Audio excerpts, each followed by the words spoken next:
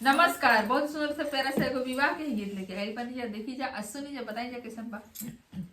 अरे शिवाजी जे चले ले गंगा नहाए, ले अइले सोने के गिलास। अरे शिवाजी जे चले ले गंगा नहाए, ले अइले सोने के गिलास। अरे ई हो गिलसिया गौरा नैहर जन बैठाई हा, तोहर नैहर बहुते गरीब। अरे ई हो गिलसिया गौरा नैहर जन बैठाई हा, तोहर नैहर बहुते गरीब। अरे तना बचना गौरा सुनहु ना पावेली, हाली दिहली बाजार के वार। अरे तना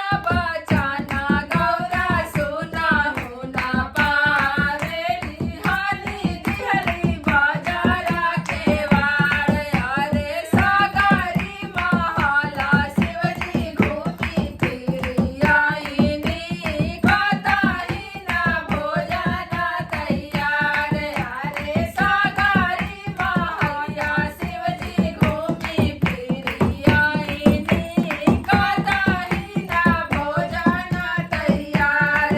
अरे खोला खोला गौरा हो बाजार के वाड़िया, तोहर नैहर बहुए अमीर। अरे खोला खोला गौरा हो बाजार के वाड़िया, तोहर नैहर बहुते अमीर। अरे तना बचना जब सुनहु ना पावेली, खोली दिहली बाजार के वार। अरे तना बचना गौरा सुनहु जे पावेली, खोली दिहली बाजार के वार।